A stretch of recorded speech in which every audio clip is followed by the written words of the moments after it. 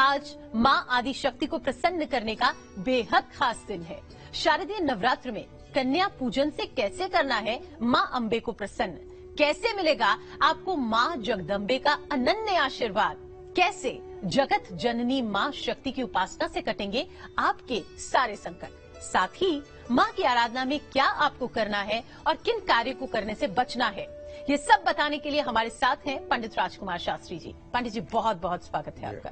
प्रणाम। तो पंडित जी सबसे पहले चलिए बात करते हैं आज के शुभ मुहूर्त की। आज का शुभ मुहूर्त क्या रहेगा पूजा करने के लिए, बताएं। देखिए किम्मी जी, मैं आपको बतलाता हूँ कि हमारे ज्योतिष शास्त्र में मुहूर्त का बहुत महत्व होता है और कोई भी कार्य शुभ मुहूर्त में ही किया जाता है। आपको बतला दूं कि 24 घंटे में 30 मुहूर्त होते हैं और किस मुहूर्त में क्या कार्य करना चाहिए ये ज्योतिष शास्त्र में पहले पूर्व निर्धारित है। इसलिए आपको मैं बतलाता हूं कि कन्या पूजन का सर्वश्रेष्ठ मुहूर्त अष्टमी के दिन ही करना है। कन्या पूजन अष्टमी के दिन ही करना है।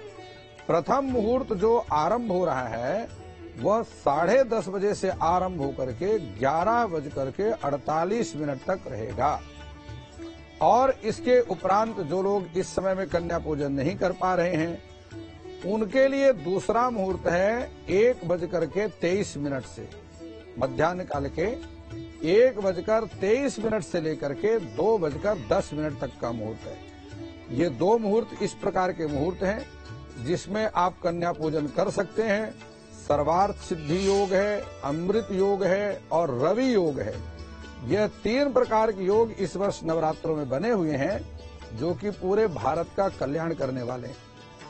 जो देवी के उपासक हैं उनका कल्याण करने वाले हैं, जो आस्थावान लोग हैं, श्रद्धावान लोग हैं, उनका भी कल्याण करने वाले हैं और भगवती तो माँ है, वह सभी का कल्याण करती हैं। सर्वे भद्राणि पश्यन्ति माँ कश्चित् दुख भाग भवे। किसी को कोई दुख ना हो, सभी कल्याण को देखें और कल्याण को सुने, कल्याणकारी बातों को सुने, कल्याणकारी बातों को देखें। माँ गृधा कस्य धनम, कोई किसी के धन का हरण ना करे। ऐसी कामनाओं के साथ में मैंने आपको मुहूर्त की बात बताई। पंडित जी अष्टमी के दिन खासकर कन्या पूजन किया जाता है, कन्या पूजन का महत्व क्या है ये बताइए। देखिए किम्मी जी, हिंदू धर्म में नवरात्र में कन्या पूजन का विशेष महत्व है जी। सनातन धर्म वैसे तो सभी बच्चों में ईश्वर का रूप बताता है, लेकिन नवरात्रों में छोटी छोटी कन्याओं को साक्षात देवी का स्वरूप माना गया है। इसलिए नवरात्र पर्व के दिन कन्या पूजन का बहुत बड़ा महत्व है। शुभ कार्यों का फल प्राप्त करने के लिए कन्या पूजन किया जाता है और कुमारी पूजन से सम्मान, लक्ष्मी, विद्या, तेज ये सारी चीजें प्राप्त होती हैं। इससे विघ्न, भय और शत्रुओं का नाश होता है। हवन, जप और दान से देवी इतना प्रसन्न नहीं होती जितना कन्या पूजन से होती है। 9 कन्याओं को देवी के रूप में प्रतिबिंबित किया जाता है और पूजन के बाद ही भक्त नवरात्र का पूजन पूर्ण होता है। नवरात्र में कन्याओं को माँ का रूप मान करके अपनी शक्ति के अनुसार उनका आदर सत्कार जरूर करना चाहिए। उन्हें भोज करने के बाद दक्षिणा दी जाती है और माँ दुर्गा अपने भक्त की कन्याओं की पूजा और सत्कार से प्रसन्न हो जाती है जी। आपको एक बात बतला दूं, बिना कन्या पूजन के नवरात्रि पूजा सफल हो ही नहीं सकती और ना ही फलवती हो सकती। इससे माता रानी प्रसन्न होती है और सुख, शांति और समृद्धि का आशीर्वाद देती है। कन्या पूजन करने से परिवार के सभी सदस्यों के बीच प्रेम भाव बना रहता है और सभी सदस्यों की उन्नति होती है।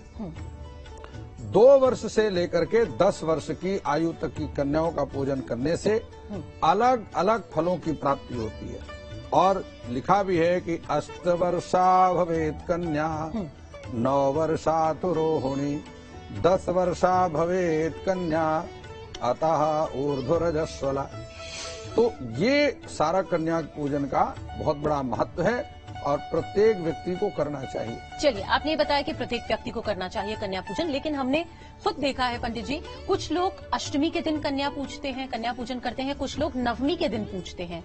इसका क्या महत्व है, और आप बताइए कि किस दिन कन्या पूजन करना सही रहता है। किमी जी, यह आपने बहुत ही जनोपयोगी प्रश्न किया है। देखिए, मैं आपको बतलाता हूँ कि 8वें दिन भगवती का पूजन कन्या के रूप में किया जाता है। कन्या पूजन तो प्रतिदिन कर सकते हैं जी। ऐसा नहीं है कि अष्टमी को ही करना है, सप्तमी को नहीं करना, नवमी को नहीं करना। कन्या पूजन तो प्रत्येक व्यक्ति को करना चाहिए और प्रतिदिन करना चाहिए।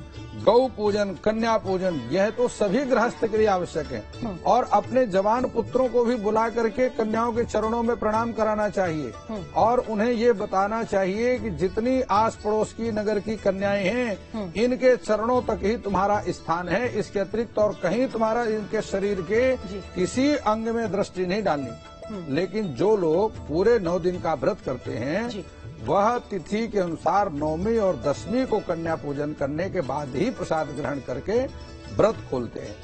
शास्त्रों में कन्या पूजन के लिए दुर्गाष्टमी के दिन को सबसे अधिक महत्वपूर्ण और शुभ माना गया है। इससे ज्यादा शुभ और कोई दिन है ही नहीं कन्या पूजन के लिए, इसलिए कन्या पूजन अष्टमी को ही करना चाहिए।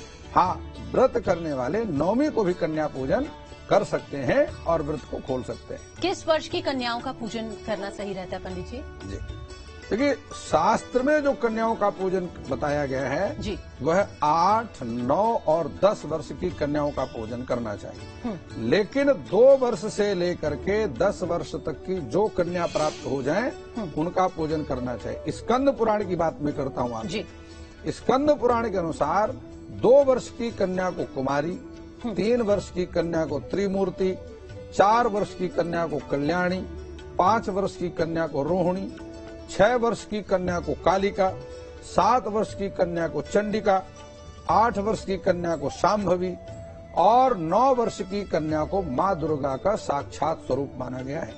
वहीं 10 वर्ष की आयु की कन्या को सुभद्रा कहा गया है। और मैं आपको बता दूं कि कुमारी की पूजा करने से आयु बल की वृद्धि होती है और त्रिमूर्ति की पूजा करने से धन वंश की वृद्धि होती है, कल्याणी की पूजा करने से राज सुख की प्राप्ति होती है, विद्या विजय की प्राप्ति होती है, कालिका की पूजा करने से सभी संकट दूर होते हैं और चंडिका की पूजा करने से ऐश्वर्य धन की प्राप्ति होती है। यदि आप शांभवी की पूजा करते हैं तो उससे सारे विवाद खत्म हो जाते हैं और दुर्गा की पूजा करने से सारी सफलताएं प्राप्त होने लगती हैं। सबसे अंत में सुभद्रा की पूजा करने से सभी प्रकार के रोग नाश हो जाते हैं और रोहिणी की पूजा करने से सभी मनोकामनाओं की पूर्ति होती है। कन्या पूजन में कन्याओं की संख्या सम संख्या हो तो ये ज्यादा अच्छा है, 2 हो, 4 हो, अथवा 2 से लेकर के 9 तक आप किसी भी प्रकार से कन्या का पूजन कर सकते हैं। कन्या पूजन में एक छोटे पुत्र को भी बिठाना चाहिए, उसको भैरव कहा जाता है। बहुत लोग उसको लंगूर भी कहते हैं, बटुक भी कहते हैं, लेकिन उसका वास्तविक नाम भैरव है शास्त्र में जी। और जिस प्रकार हर शक्तिपीठ के दर्शन के बाद भैरव का दर्शन अनिवार्य होता है, आप वैष्णो देवी जाते हैं वहां भी भैरव का दर्शन है, उसी तरह कन्या पूजन में बालक का पूजन, बालिकाओं का पूजन भी करना है और बालक का पूजन भी करना है। क्योंकि वह जो भी बालक हैं या बालिकाएं हैं वो सभी में दैवी शक्तियां होती हैं और क्योंकि उनका हृदय निर्मल होता है। निर्मल मन जन सो मोहि पावा, मोहि कपट छल छिद्र न भावा। जिसका हृदय निर्मल है, और जितना हृदय बालक का निर्मल होता है कन्याओं का छोटी अवस्था में, उतना और किसी का हृदय निर्मल नहीं होता, इसलिए ये आवश्यक है। अब पंडित जी देखिए, जैसे अगर हम पूजन करते हैं, मंदिर में पूजन करते हैं, नवरात्रि का पूजन करते हैं, उसकी एक विधि होती है। कन्या पूजन की भी क्या कोई विधि होती है? अगर वो विधि है तो वो भी हमारे दर्शकों को समझाएं। देखिए, कन्या पूजन भी एक प्रकार का यज्ञ है, अनुष्ठान की समाप्ति है जी। तो जिस दिन कन्या भोज रखें उससे एक दिन पहले ही उनको भोजन के लिए आमंत्रित करें। कन्याओं को आमंत्रित करके आएं। कन्या पूजन के लिए सभी कन्याओं और जो भैरव हैं उनको घर पर बुलाने पर पूरा परिवार उनका स्वागत करना चाहिए, उनके ऊपर पुष्प वर्षा करना चाहिए और उनके चरण धोने चाहिए। कन्याओं को माँ का, भगवती का ही दर्जा प्राप्त है, उसी के स्वरूप में उनको बुलाया जाता है। साथ ही माँ भगवती के जयकारे लगाने चाहिए। इसके बाद उन सभी के पैरों को धोना चाहिए, उनके हाथों को धोना चाहिए, उनके चरण छू करके उनका आशीर्वाद ग्रहण करना चाहिए। इसके बाद सभी कन्याओं को लाल चुनरी पहनाना चाहिए। फिर हलवा, पूड़ी, सब्जी, काले चने, फल आदि का भोज कराना चाहिए। भोजन कराने के बाद रोली, कुमकुम, अक्षत इन सब से उनका पुनः पूजन करना चाहिए और दक्षिणा दे करके फिर से उनके चरण स्पर्श करने चाहिए और उनका आशीर्वाद लेना चाहिए और इसके उपरांत उनको सम्मान विदा करना चाहिए। ऐसा करने से पूरा कन्या पूजन का विधान समाप्त होता है और ऐसा करने से ही फल की प्राप्ति होती है और श्रद्धा पूर्वक करना चाहिए, ये भी ध्यान रखना चाहिए। जी के में देखिए पंडित जी, साथ ही ये तो हमने बताया कि कन्या पूजन किस तरह से होना चाहिए, लेकिन मैं आपसे ये भी जानना चाहूंगी, जब नवरात्र का समापन होता है तो उस समय पे भी क्या कोई पूजा होती है? जैसे अगर हमने कन्या पूजन कर लिया तो कन्या पूजन के बाद व्रत खोलने का क्या विधान है? क्योंकि कहते हैं जो लोग व्रत रखते हैं नवरात्र के समय पर तो उस व्रत को खोलते हैं कन्या पूजन के साथ में, तो उस व्रत को खोलने का भी कोई विधान होता है? देखिए किम्मी जी, जिस प्रकार से व्रत आरंभ करने के लिए संकल्प लिया जाता है जी कि मैं इतने दिन का नवरात्र के व्रत करने का संकल्प ले रहा हूं और उसके बाद पूरे नवरात्रों में सारी विधि का पालन किया जाता है, उसी प्रकार से व्रत को पारण करने का, समाप्त करने का भी संकल्प लिया जाता है कि अब मैंने इतने दिन आपका व्रत किया है माँ, अगर किसी प्रकार से मेरे मन से, वचन से, कर्म से कोई अपराध हो गया हो, कहीं त्रुटि हो गई हो, मंत्र में, क्रिया में, विधि में, मेरी भावना में, मेरी श्रद्धा में, मेरे आचार विचार व्यवहार में, तो आप उसको क्षमा करना और जैसा भी मैंने आपका पूजन किया है इसको आप ग्रहण करना और इसी को स्वीकार करके आप प्रसन्न हो जाना। और ऐसा संकल्प करके कन्या पूजन के साथ ही नवमी के दिन, देखिए अष्टमी को कन्या पूजन करना है लेकिन व्रत की समाप्ति अष्टमी को नहीं करनी, ये बात ध्यान रखना। बहुत सारे लोग अष्टमी को ही कन्या पूजन करके भोजन कर लेते हैं, वो बिल्कुल गलत है। व्रत की समाप्ति नवमी के बाद सिद्धिदात्री का पूजन करने के बाद ही होता है, अपितु दशमी को व्रत समाप्त करना चाहिए, अन्यथा नवमी को सायंकाल तक व्रत को समाप्त कर सकते हैं। तो उसी प्रकार संकल्प करके जैसे आरंभ करने के लिए संकल्प किया वैसे ही समाप्ति के लिए भी संकल्प करना है और उसके बाद पंचोपचार पूजन करके देवताओं का विसर्जन करना है। जो आवाहित देवता हैं जिनका आपने घर में पूजन किया है, आवाहन किया है 9 दिन तक, उनका विसर्जन करना है, उनसे क्षमा मांगना है और प्रार्थना करनी है कि हमारे घर में सुख, समृद्धि, शुभ लाभ, स्थैर्य, धैर्य, आरोग्यता, रिद्धि सिद्धि ये सभी हमारे घर में हमेशा बने रहें और जो तमोगुणी देवताओं का हमने पूजन के लिए आह्वान किया है वो अपने अपने स्थान को प्रस्थान करें। जब कभी हमारे घर में पुनः शुभ कार्य होगा, मैं आपके पूजन के लिए आह्वान करूंगा तो आप पुनः मेरे घर में पूजा अपने स्वीकार करने के लिए अवश्य आएं और मेरे घर में सुख समृद्धि का आशीर्वाद दे करके आप प्रस्थान करें। इस प्रकार से देवताओं का विसर्जन करना चाहिए। तो अब जा करके वह देवता अपने अपने स्थान को चले जाते हैं और घर में भगवान गणेश, लक्ष्मी, शुभ लाभ, स्थैर्य, धैर्य, आरोग्यता, सुख समृद्धि ये सभी निवास करते हैं। पंडित जी देखिए, वैसे तो कहते हैं कि अगर आपको कोई शुभ कार्य करना है उसके लिए शुभ मुहूर्त होता है और भगवान का नाम लेकर आप कोई भी शुभ कार्य कर सकते हैं, आपका मन साफ होना चाहिए, इन तमाम बातों का ख्याल रखने की जरूरत है। लेकिन कहते हैं जो नवरात्र के दौरान के समय होता है, ये जो 9 दिन होते हैं, इन 9 दिनों में आप किसी भी तरह का कोई भी शुभ कार्य करना चाहिए। हम देखते हैं लोग अपने बिजनेस की शुरुआत करते हैं, नए बिजनेस की शुरुआत करते हैं, नए कामों की शुरुआत करते हैं, शादी की तारीख पक्की करने के लिए इन दिनों काफी खास और बहुत अहम माना जाता है। इसके बारे में भी जरा बताएं। किमी जी देखिए, आपने बहुत ही महत्वपूर्ण प्रश्न किया है और बहुत ही ज्ञान की वृद्धि करने वाला जनोपयोगी प्रश्न है। सबसे पहली बात तो यह है कि यह भगवती के 9 दिन कहलाते हैं और इन दिनों में भगवती का वास हमारे घर में होता है। सभी रिद्धि सिद्धियां भगवती के साथ ही घर में निवास करती हैं, इसलिए यह सारे दिन नवरात्रों के बेहद शुभ हैं। यह बात बिल्कुल सत्य है, इसमें कोई संदेह नहीं है। लेकिन तदुपरांत भी मुहूर्त का मतलब तारीख के साथ में समय का भी होता है। और ग्रहाधीनम जगत सर्वा, पूरा अंडपिंड ब्रह्मांड ग्रहों के अधीन है। तो शुभ तिथियां हैं ये बिल्कुल, लेकिन मुहूर्त का शुभ समय तो है, उसका विचार कर लेना चाहिए। अब समझिए कि शुक्र अस्त है या गुरु अस्त है, शुक्र अस्त है, गुरु अस्त है, कोई भद्रा काल है, कोई पंचक काल है, कोई राहु काल है, यह भी तो सारी 15 चीजें हैं।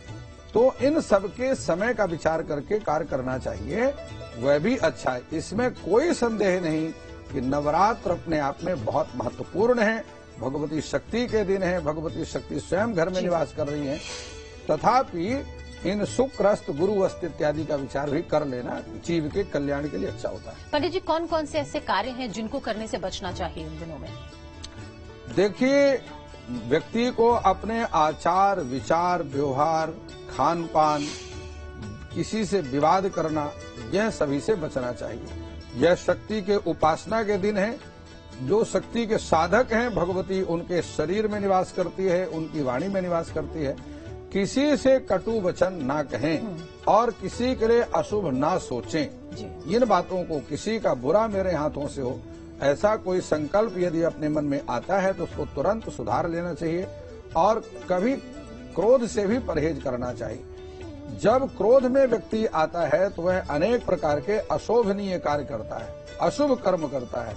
तो क्रोध पर नियंत्रण रखना चाहिए, अहंकार से बचना चाहिए, नारियों का सम्मान करना चाहिए। विशेष रूप से जितना शास्त्रों में, हमारे भारतीय शास्त्रों में नारी का सम्मान है, उतना दुनिया के किसी कोने में नारी का सम्मान है। जितनी स्वतंत्रता हमारे भारतीय शास्त्रों में स्त्री की गई है, अपने स्वेच्छानुसार आप कन्या का वर्ण देखिए। यदि कन्या की सगाई हो रही हो, कोई रिश्ते की बात पक्की करे, तो उसे नवरात्रों में अवश्य करना चाहिए।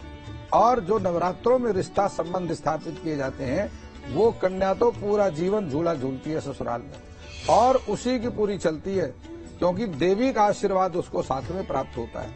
तो ये सारी चीजों को क्या करना है, क्या नहीं करना है, ये सारी बातों को विचार कर लेना चाहिए और उसी के अनुसार ही करना चाहिए।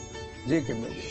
पंडित जी, देखिए, नवरात्र की शुरुआत में खेतरी बीजी जाती है, और जब नवरात्र समाप्त होते हैं तब उस खेतरी का हमें क्या करना चाहिए, ये भी आप हमारे दर्शकों को बता दीजिए। किम्मी जी, जो हमारे घर में क्षेत्री का रोपण किया गया है जी, इसका सही विधान ये है कि क्षेत्री रोपण विसर्जन के उपरांत उस क्षेत्री को घर के सारे घरों में, हर कक्ष में और अपने खजाने इत्यादि में जाकर के स्थापित करना चाहिए, तिजोरी में रखना चाहिए जी। और घर के सभी सदस्यों के कान में लगाना चाहिए। वह देवी का सबसे बड़ा आशीर्वाद प्राप्त होता है। शेष बची हुई क्षेत्री को श्रद्धा पूर्वक ले जाकर के पवित्र तीर्थ में, पवित्र नदियों में जाकर के विसर्जन करना चाहिए। और इस प्रकार से करने से अब जो कलश के ऊपर हमने जल स्थापित किया है, इतने दिनों से मंत्रों से अभिमंत्रित जल है, उस जल को पूरे घर के सदस्यों को जल में मिलाकर के स्नान करना चाहिए जी। तब वह जाकर के मंत्र से अभिमंत्रित जल का फल प्राप्त होता है। और जो उसके ऊपर नारियल की स्थापना है वह तोड़ करके सारे परिवार के सदस्यों को प्रसाद के रूप में ग्रहण करना चाहिए अथवा जल में, पवित्र जल में प्रवाहित करना चाहिए। ऐसा करने से अपनी श्रद्धा, लेकिन ये सारे कार्यों को श्रद्धा पूर्वक करें, विश्वास पूर्वक करें और भक्ति पूर्वक करें। देखिए, कर्म कांड में ज्ञान, वैराग्य और भक्ति तीनों की आवश्यकता होती है। बिना ज्ञान के जो भक्ति है वह कुमार्गी हो जाती है जी। इसलिए ज्ञान के साथ में भक्ति करें, वैराग्य के साथ में, ज्ञान से वैराग्य की उत्पत्ति होती है और वैराग्य से भक्ति की वृद्धि होती है। जी पंडित जी, कुछ लोग होते हैं जो खेतरी को मंदिर में छोड़कर आते हैं, खेतरी को मंदिर में रखकर आते हैं जब नवरात्र समाप्त होते हैं, क्या ये सही है और क्या ऐसा करना चाहिए? किम्मी जी, देखिए, मैंने आपके प्रश्न को ठीक से समझ लिया है और आपको बड़ा स्पष्ट बतला देता हूँ कि अपने घर में क्षेत्री का रोपण किया, 9 दिन तक आपने उनका पूजन किया, सेवा की जी, और उसके उपरांत यदि आप उसको ले जाकर के मंदिर में रख देते हैं, जी, जल में विसर्जन नहीं करते हैं, पवित्र तीर्थ में, नदी में विसर्जन नहीं करते हैं, तो यह एक आप अपराध कर रहे हैं। इसलिए जितना श्रद्धापूर्वक आपने उनका घर में पूजन किया है, स्थापना किया है, सेवा की है, उतने ही श्रद्धापूर्वक उनको जाकर के विसर्जन करना चाहिए। जी। अब 2 बातें हैं कि प्रायः सरकार ने कुछ नियम बनाए हैं कि वह तीर्थों में ये सारी चीजों को विसर्जन नहीं करने देते, तो आप उस खेतरी को गऊ को खिला सकते हैं। अच्छा, गऊ को खिला दें, अन्यथा जमीन में गड्ढा खोद करके उसको जमीन के अंदर दबा दीजिए। ठीक है। लेकिन ऐसा ना हो कि आप मंदिर में ले जाकर रख दें, वहाँ इधर उधर उड़ती रहे और वह पैरों में आकर के अपमानित होते रहे, इसका एक अलग दोष लगता है। इसलिए ऐसा कोई अपराध ना करें।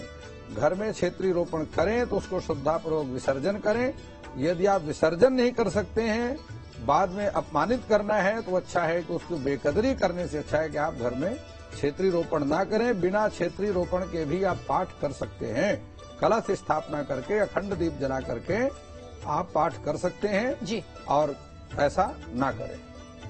तो चलिए, उम्मीद करते हैं कि आपको उन तमाम सवालों का जवाब मिल गया होगा जो हमारे मन में भी थे और हमें भी लग रहा था कि तमाम लोग जानना चाह रहे होंगे। पंडित जी, बहुत शुक्रिया हमारे साथ जुड़ने के लिए और जानकारी देने के लिए, प्रकाश डालने के लिए, साथ ही साथ विधि विधान के बारे में जानकारी देने के लिए और पूजा किस तरह से हमने करनी है, किन खास बातों का ख्याल खास तौर पर हमें 9 दिनों के दौरान रखना है और कन्या